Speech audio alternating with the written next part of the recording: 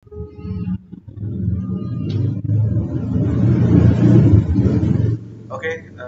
assalamualaikum warahmatullahi wabarakatuh. Selamat berjumpa lagi dengan saya Vega Yoga. Kali ini saya akan melanjutkan video sebelumnya, yaitu terkait dengan fungsi. Sebelumnya kita belajar terkait dengan relasi, yang sekarang adalah fungsi.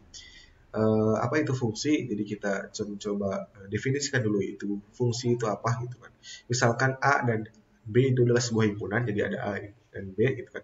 Relasi binar F dari A ke B merupakan suatu fungsi jika setiap elemen ada kata mana ya? Nah, ini ada kata setiap elemen di dalam A dihubungkan dengan tepat satu elemen di dalam B. Jadi yang ada di A itu harus menghubungkan ke himpunan lain, atau yang dalam hal ini adalah himpunan B gitu kan. Harus satu. Jadi misalnya anggota A itu ada 1, 2, 3, misalnya isinya ada anggota A itu 1, 2, 3. Nah ini tuh harus tepat menghubungkan satu satu gitu kan. Tidak boleh salah satu dari elemen A itu menghubungkan dua kali gitu. Dia hanya menghubungkan tepat satu saja gitu. Nanti kita coba contohkan. Jika F adalah fungsi dari A ke B, kita menuliskan seperti ini. Jadi ini notasinya F A menunjuk B. Jadi artinya apa? Jadi F itu ini adalah memetakan A ini ke B seperti itu. A disebut asal domain atau daerah asal yang disebut domain, dan B itu daerah hasil yang disebut kodomain. Ini definisi sama seperti halnya kita belajar relasi. Nama lain untuk fungsi adalah pemetaan. Jadi nama lainnya atau pemetaan seperti halnya di atas ini dijelaskan pemetaan dan transformasi. F kita menuliskan F dalam kurung A sama dengan B jika elemen A gitu kan. Elemen A itu adalah bagian dari himpunan A kecil ya.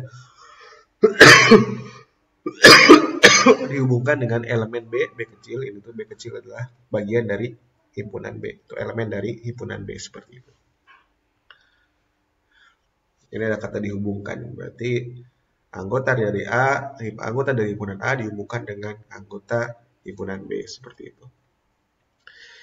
Jika F dalam kurung A sama dengan B, maka B dinamakan bayangan. Nah ini bayangan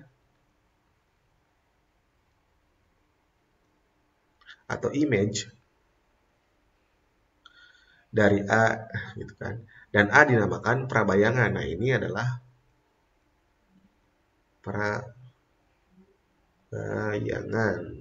Nah itu dari apa? Dari si B seperti itu. Himpunan yang berisi semua nilai pemetaan. Nah misalnya B itu memiliki anggota namanya B, misalnya ini jangan B ya, jadi saat A, B, C. Nah, ketika si A, B, C ini atau semua anggota yang ditunjuk oleh si A, itu anggota si A, maka ini adalah jelajah atau range gitu.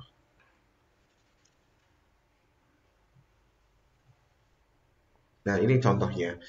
Misal ada relasi F itu merupakan suatu fungsi yang isinya 1,U, 2,F, 3,W gitu kan. Itu berasal dari mana? Di mana 1, 2, 3 ini dari himpunan A, U, V, W ini dari himpunan B. Adalah fungsi dari A ke B. Ini fungsi dari A ke B. Di sini ketika tadi tuliskan ada, ini dapat dari mana? Ini adalah tulisan rumus formula ya, df A sama dengan B gitu kan. Ketika kita panggil fungsi FA gitu kan, ketika 1 maka dia akan memanggil yang B-nya itu U gitu kan. Ketika F-nya sama dengan 2 maka hasilnya adalah F. Begitu seterusnya. Daerah asal dari F adalah ini daerah asalnya, daerah hasilnya adalah ini daerah asal, ini daerah hasil. jelajah dari F adalah UVW. Tadi kan semua anggota dari B itu jadi jelajah. Kenapa? Karena semua ditunjuk oleh anggota di dalam A, yaitu ada U, V, W. Nah, ini ditunjuk oleh anggota dari A. Anggota dari A itu apa saja? Yaitu 1, 2, 3 gitu kan. Ini contoh yang kedua bahwa ada sebuah relasi gitu kan. Isinya 1U, 2U, 3V gitu kan. Ini sama sih isinya dari input yang atas.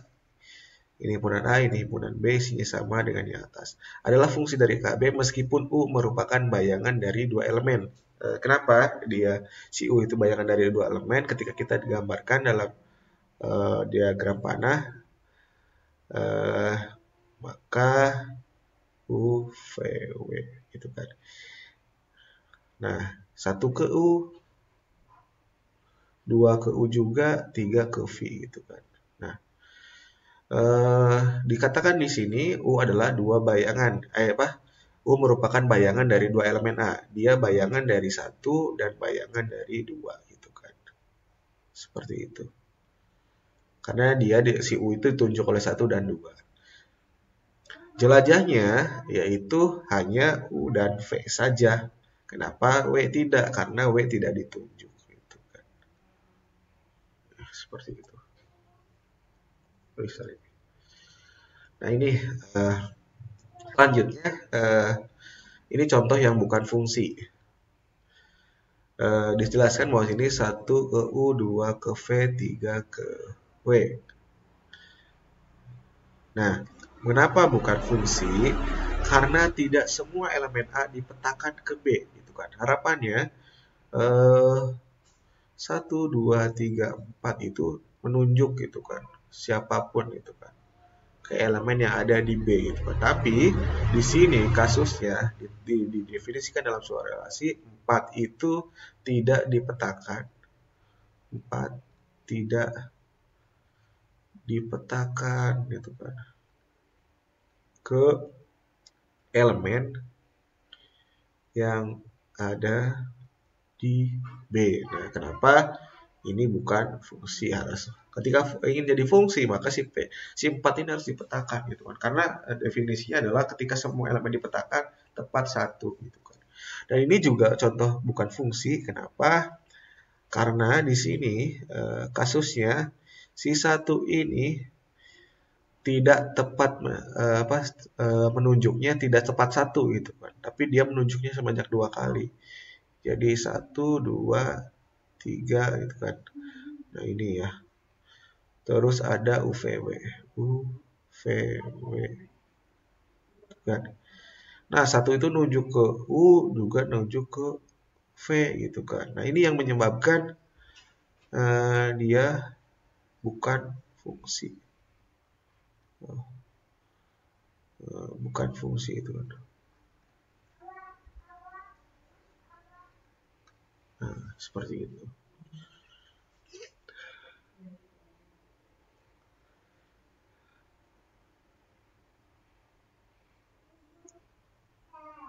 Nah, lanjut ya. Ini mungkin contoh fungsi gitu kan. Misalkan A adalah himpunan mahasiswa di Universitas Siliwangi. Saya mengambil ini dari contoh dari materi Pak Rinaldi Munir terkait dengan matematika diskrit. Saya modifikasi, mungkin saya ganti dengan Unsil saja contohnya. Misalkan A adalah himpunan mahasiswa di Unsil, manakah dari pemetaan berikut yang mendefinisikan sebuah fungsi pada himpunan A gitu kan. Setiap mahasiswa memetakan NIM, yang kedua setiap mahasiswa memetakan nomor handphonenya, setiap mahasiswa memetakan dosen walinya, setiap mahasiswa memetakan anaknya gitu kan. Ini contohnya. Yang pertama itu merupakan suatu fungsi karena setiap mahasiswa hanya mempunyai sebuah NIM gitu kan. Jadi satu mahasiswa itu punya NIM 1 gitu kan. Ketika kasusnya nomor handphone itu bukan merupakan fungsi, bisa jadi karena mahasiswa memiliki lebih dari satu nomor handphone gitu kan. Ada SIM card di HP juga ada 2 gitu kan. Jadi kemungkinan saja mahasiswa dapat memiliki 2 handphone sehingga itu bukan merupakan fungsi. Terus di sini mahasiswa dengan wali dosen ya. betul sekali ketika setiap mahasiswa pasti hanya memiliki satu wali dosen gitu kan. Tidak mungkin saya sebagai mahasiswa gitu kan, dosen wali saya dua gitu kan. Kecuali mungkin dosen pembimbing itu bisa saja, dosen pembimbing skripsi, dosen pembimbing tesis dan lain-lain itu bisa dua gitu kan. Terus bisa lebih dari satu. Terus yang keempat, di sini setiap mahasiswa memetakan anaknya. Bisa jadi gitu kan, satu mahasiswa mempunyai banyak anak gitu kan, dan bisa jadi juga mahasiswa itu belum menikah sehingga dia tidak dipetakan gitu kan. Seperti itu sih. Kenapa di sini kasusnya bahwa si mahasiswa ini bukan mahasiswa punya anak itu bukan suatu fungsi. Di sini ada contoh, ada apa ya, jenis-jenis fungsi, ada one to one, terus ada fungsi pada, terus ada baris koresponden satu ke satu atau bijeksi. Ini contohnya mungkin. Nah, fungsi apa ya, one ke one.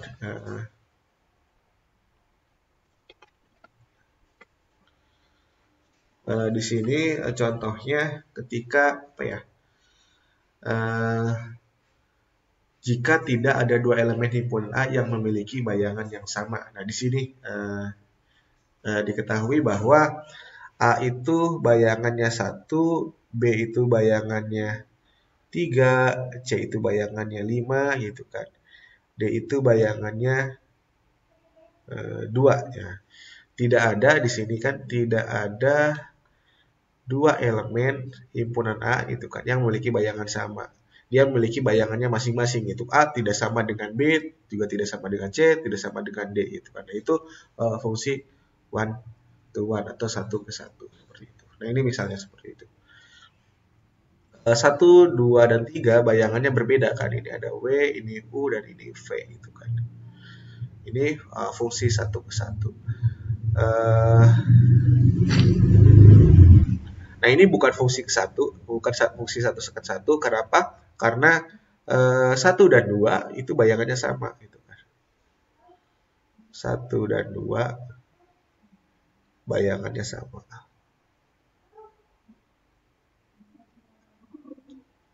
Nah, ini bayangannya 1 dan 2 itu apa? Yaitu U gitu kan. Fungsi pada. Di sini ada fungsi yang kedua. Contoh fungsi kedua itu fungsi pada. Fungsi F dikatakan dipetakan pada itu jika setiap elemen himpunan B, itu kan, elemen himpunan B merupakan bayangan dari satu atau lebih elemen himpunan A. Dengan kata lain, seluruh elemen B merupakan jelajah dari F, gitu kan. Nah, ini intinya, pokoknya seluruh elemen dari B, kan 1, 2, 3 elemen dari B merupakan jelajah dari F nih. Jadi tidak ada yang tersisa gitu kan. Tidak ada yang tidak dipasangkan atau tidak ada yang ditunjuk oleh si A gitu kan. Nah, itu adalah fungsi pada. Semuanya ditunjuk gitu kan. Dengan kata lain, seluruh elemen B merupakan jelajah. Nah, ini kan jelajah. Kalau misalnya 4 ini ada 4 terus dengan ditunjuk, berarti itu bukan fungsi pada seperti itu. Nah, ini bukan fungsi pada itu kan contohnya, karena W ini W tidak termasuk jelajah, tidak ditunjuk.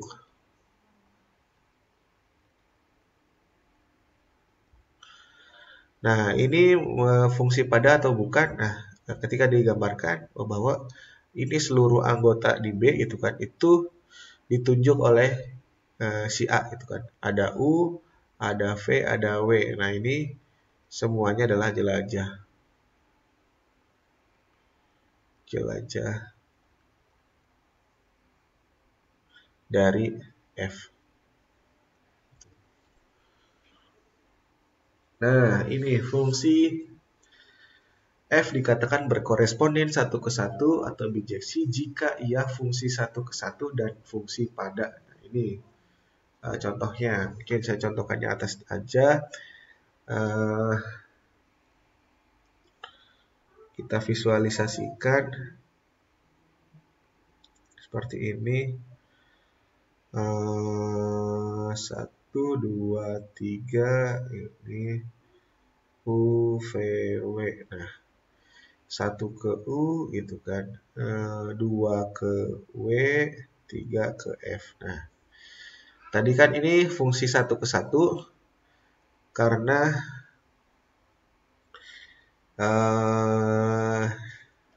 definisinya apa tadi fungsi ke 1? Jika tidak ada dua elemen himpunan A yang memiliki bayangan yang sama. Nah, di sini tidak ada yang bayangannya sama kan, U, W, V itu kan, U untuk 1, W untuk 2, V untuk 3 gitu kan, tidak ada yang sama. Lalu tidak ada bayangan sama gitu. Kenapa ini dituliskan fungsi koresponden berkoresponden satu-satu tidak memiliki bayangan sama?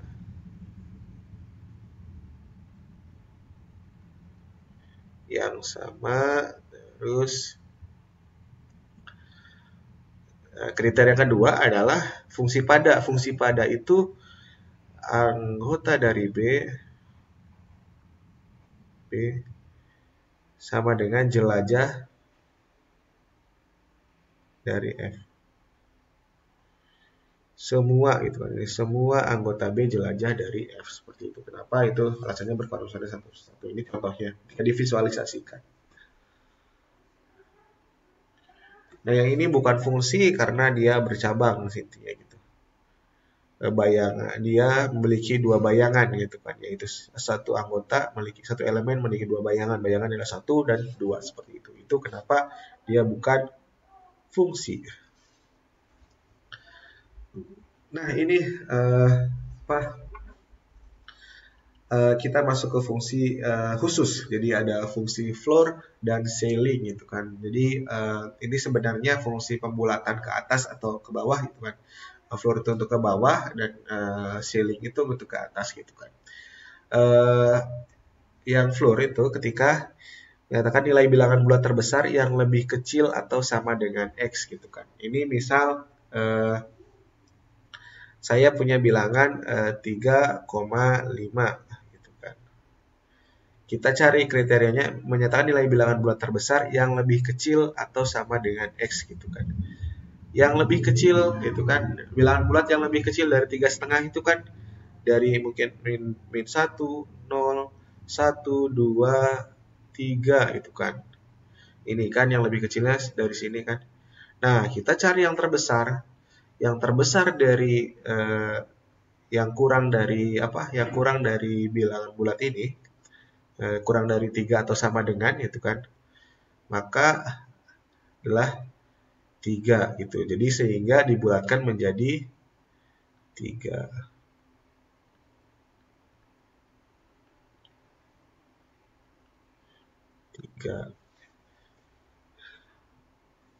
Terus fungsi ceiling bagaimana? Nah, saya punya juga 3,5 nih. 3,5 gitu kan. Ingin menggunakan fungsi ceiling gitu kan. Ini definisinya bagaimana? Menyatakan bilangan bulat terkecil yang lebih besar atau sama dengan X. Yang lebih besar atau sama dengan X. Berarti kan di sini kan yang lebih besar bilangan bulat terkecil yang besar atau sama dengan X. Berarti ini ada 4, 5, 6. Nah, di sini yang paling bilangan bulat yang lebih besar itu kan adalah bilangan bulat terkecil yang lebih besar dari 3,5 itu apa? Itu adalah 4. Sehingga hasilnya adalah 4 seperti itu.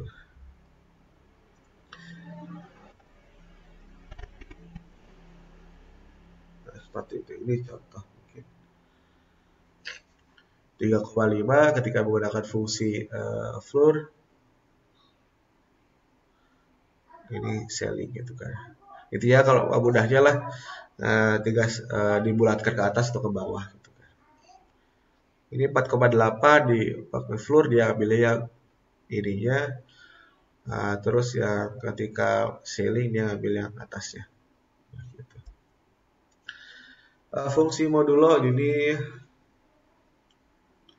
jadi teman-teman tinggal cari saja. Mungkin ini sesuatu yang familiar bahwa modulo itu apa sih?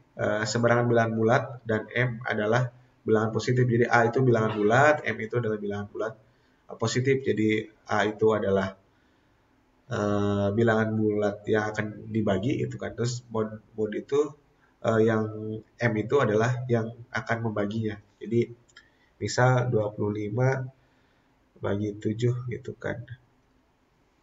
Itu hasilnya adalah 3, ada 21 harusnya. Kan 21 harusnya. Nah, kita yang carinya adalah bukan yang ini ya. Sorry kok. 3 gitu kan. 3 yang mendekati kan. 3 ke 7 adalah 21. 21 sisanya berapa? Sisanya adalah 4 seperti itu.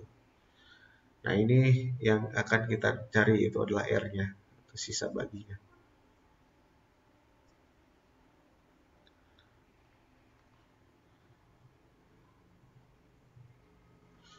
Silakan mungkin dicoba-coba terkait dengan contohnya yang lain. Ini faktorial di mana ini adalah suatu formula. N faktorial itu misal ketika 1 difaktorialkan maka n-nya sama dengan n kan 0 gitu kan. N-nya sama dengan 0. 0 faktorial maka ini 1. Tapi ketika misal 3 faktorial maka kita ambil yang ini. Jadi 1 kali 2 kali 3 gitu kan. Misalnya kalau ini berarti kan ini contohnya dari 1, 2, terus n-1, ini kan n, misalnya n-nya 10 gitu kan. Berarti n-1 di sini adalah 9. Jadi 1 kali 2 kali 3 sampai dengan kali 10 gitu kan. Berapa akhirnya. Nah, ini seringkali juga faktorial juga merupakan fungsi rekursif karena dia memproses dirinya sendiri. Misal di sini ada saya bilang ini ya, 3 faktorial. 3 faktorial itu sama dengan n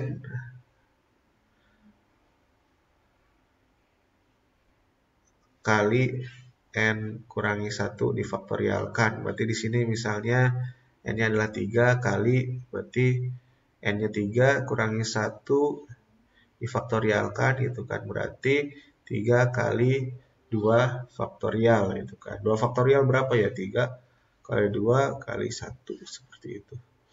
Nah, ini nampungnya untuk nampung sini. Nah, itu mungkin terkait dengan lanjutan dari relasi, kita belajar terkait dengan fungsi. Mungkin itu untuk memahami lebih lanjut silakan diulang-ulang terlebih dahulu, dipahami secara mendalam agar agar lebih mudah dipahami karena sebetulnya kita butuh latihan untuk mempercepat cara berpikir kita atau cara menghitung kita seperti itu. Mungkin itu saja, kurang lebihnya mohon maaf. Terima kasih. Assalamualaikum warahmatullahi wabarakatuh.